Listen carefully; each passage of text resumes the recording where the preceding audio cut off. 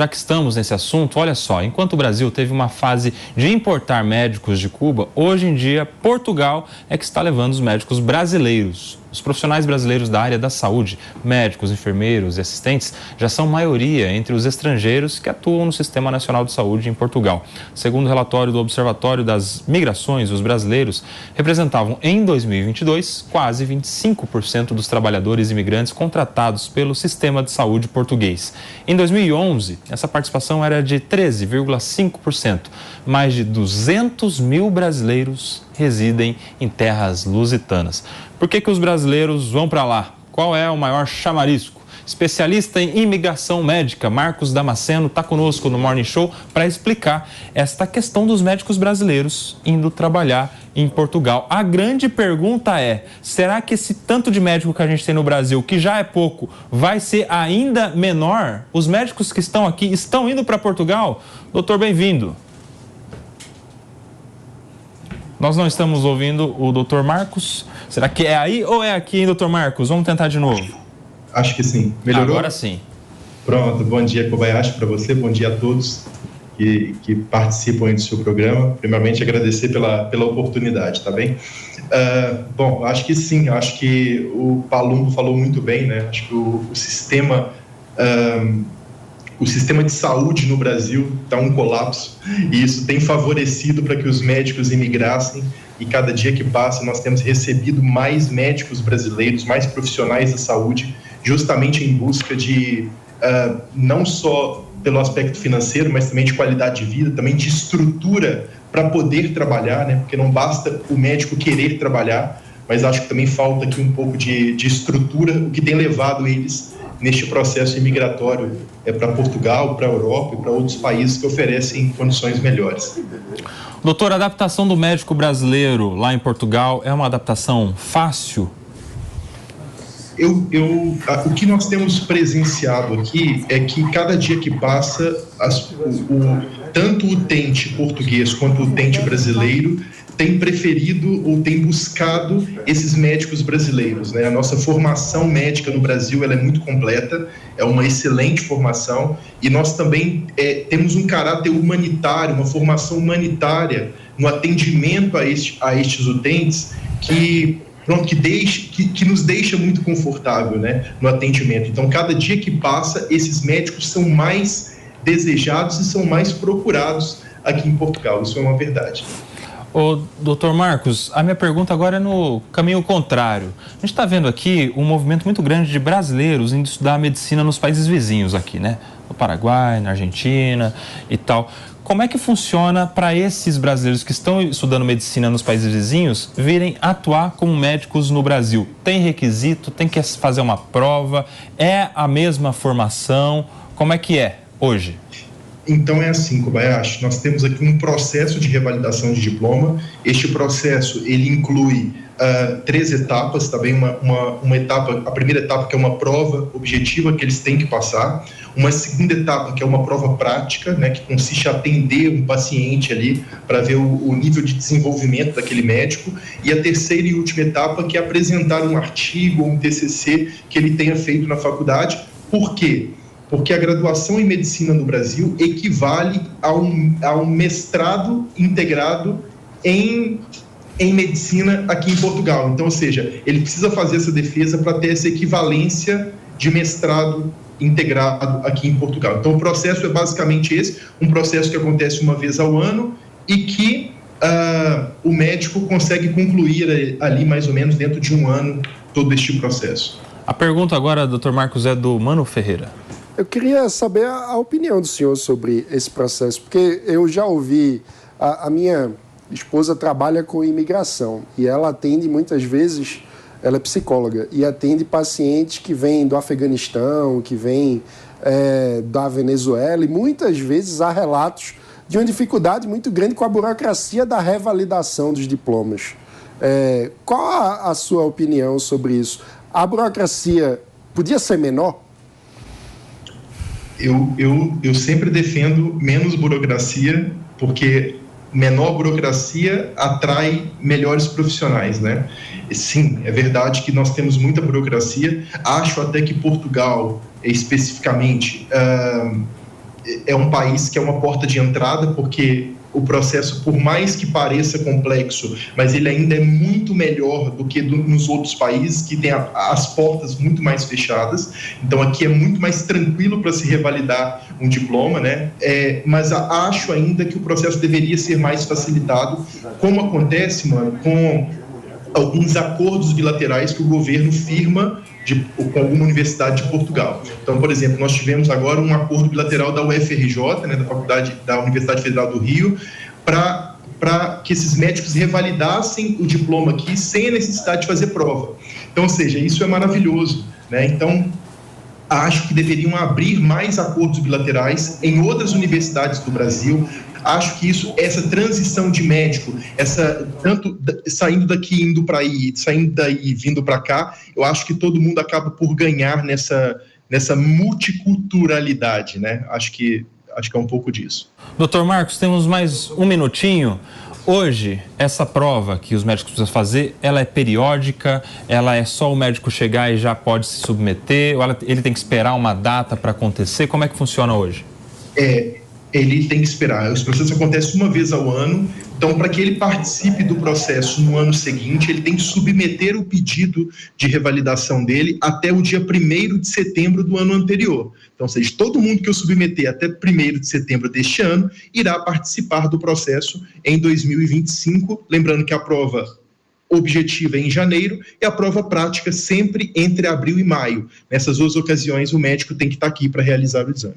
Aí conversamos com o Marcos Damasceno, especialista em imigração médica, que está falando com a gente dessa onda de médicos brasileiros indo trabalhar em Portugal. Obrigado, viu, doutor Marcos? Um prazer te receber aqui no Morning Show. Obrigado, Kobayashi. Obrigado a todos. Um abraço. Palumbo, como é que você vê esse movimento dos médicos brasileiros indo trabalhar em Portugal com melhores condições? Dinheiro. Então, e aí como é que faz? Porque a gente já está com pouco médico, tem gente que não consegue ter consulta, tem gente que basta você ter dinheiro para você fazer medicina, né? Antigamente, aqui em estado de São Paulo, a referência era a USP e Unicamp. Sim. Hoje tem faculdade de medicina, tudo quanto é canto. E a média é de 7 a 10 mil reais. Quem é que pode pagar isso? Rico. Até que ponto depois ele vai se tornar um bom profissional? Complicado. E aí, eu sou a favor de ter a prova. O doutor falou que não é legal ter a prova, mas eu sou a favor. Como na OAB. Se nós não tivermos prova na OAB, vai ter advogado escrevendo casa com Z.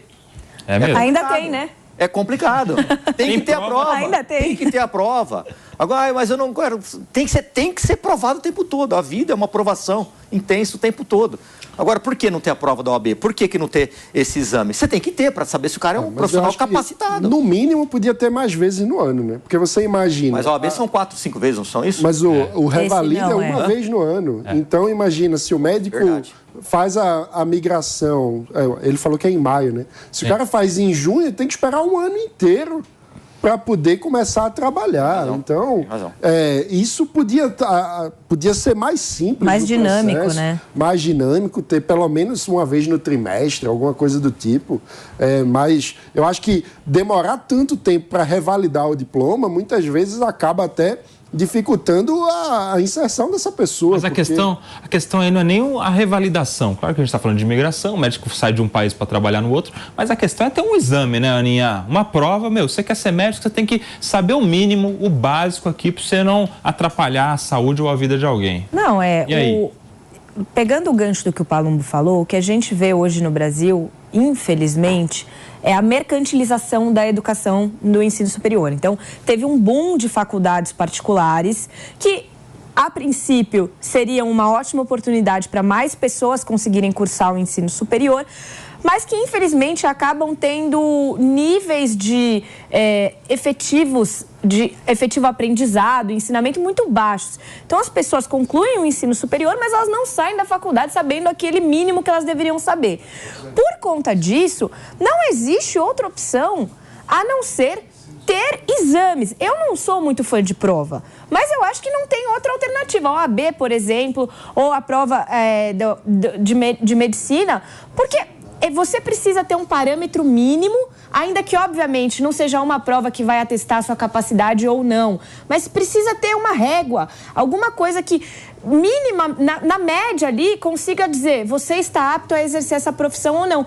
Porque tanto a medicina quanto o direito são atividades que mexem diretamente com a vida do ser humano. Seja a medicina, obviamente, com o corpo, ou o direito, porque acaba tratando de questões que podem levar a pessoa à falência, a N aspectos da vida que são muito essenciais.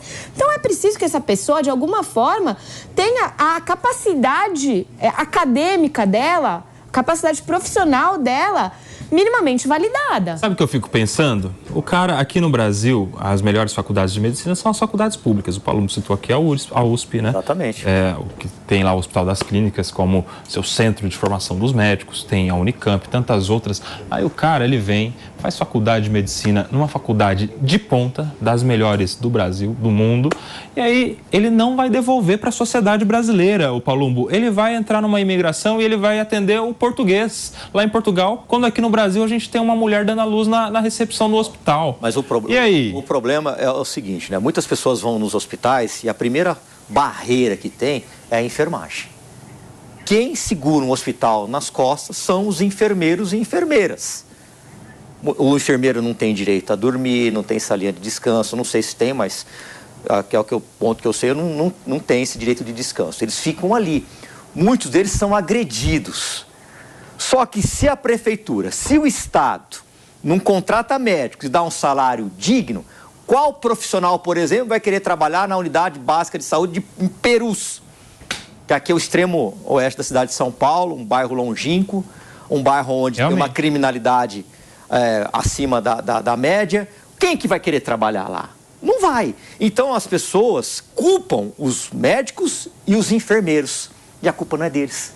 Por isso que eu falo, políticos, dá uma pulinha até a unidade básica de saúde. Vamos ampliar esse debate, ô mano. O Palum falou da unidade de Perus. Aí eu pergunto, o que leva um cara que se forma aqui, na faculdade da USP de Medicina, a ser médico lá na Ilha do Marajó, lá no interior do Pará, lá no sertão da Paraíba, no sertão do Pernambuco? Olha, se ele vai ganhar mais ou menos a mesma coisa. E aqui ele tem qualidade de vida, ele está perto da família. O que a gente precisa fazer para incentivar mais médicos em locais onde mais se precisa de médico? Olha, eu vou ter outra abordagem. Eu diria que a gente precisa, primeiro, ter uma multiplicidade de formações em cursos de saúde. Ou seja, nem todo tipo de atendimento precisa ser feito por um médico o tempo todo. Mas precisa de um médico também, né? Sim, calma, eu vou chegar lá. Eu fico nervoso com esse negócio, Paulo. Eu vou com você lá no posto de saúde. É revoltante. Um segundo aspecto nós precisamos ter um uso da telemedicina muito maior do que nós temos hoje no Brasil. Porque, de fato, é muito difícil você atrair profissionais qualificados para lugares que não têm estrutura urbana. Ou seja, o ponto muitas vezes é que, mais do que o salário, alguém que estudou medicina deseja ter acesso a um teatro, a um cinema.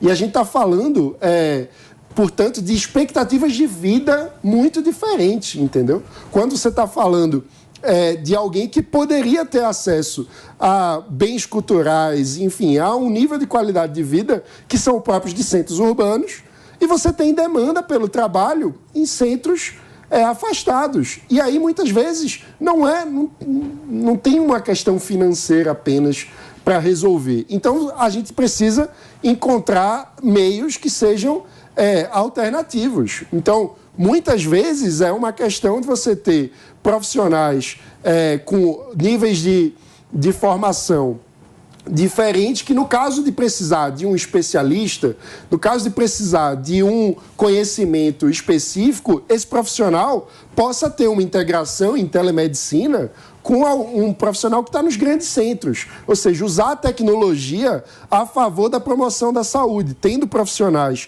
com diferentes graus de formação que se cooperam numa rede. Você sabe que ter o médico por telemedicina já é melhor que nada. Eu acho que tudo bem, mas cara tem que ter direito na vida a ter acesso ao médico, a ter um exame, uma consulta, né, Aninha? Eu sou da opinião de que a gente deveria criar alguns mecanismos, algumas políticas públicas para incentivar esse médico a ir trabalhar, principalmente recém-formado, o cara que acabou de sair da faculdade, que ele ainda tem um sonho de fazer uma residência em clínica, em cirurgia.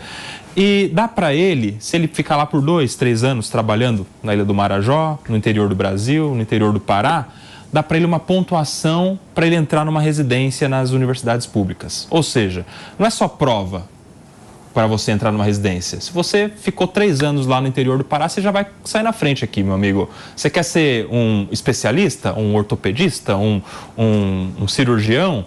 Meu, se você tem esse sonho, faz a sua faculdade e vai passar um tempo lá entregando um pouco para a população, que aqui quando você vier para a residência pública, você vai ter um benefício. Você acha que não poderia ter esse caminho, se não é só o dinheiro? De repente o sonho pode motivar um médico a ir trabalhar para lá, né? Não, eu acho que dá para pensar em algo nesse modelo, mas eu também acho um pouco perigoso, porque você acaba colocando as pessoas num lugar sem elas efetivamente quererem estar lá, mas apenas para cumprir um requisito, preencher ali alguma coisa, pensando no futuro delas. Então, isso até seria viável se a gente pensasse num mecanismo de supervisão para ter a garantia, porque senão o governo vai falar assim, não, tá cheio de médico lá, porque agora a gente implementou esse programa.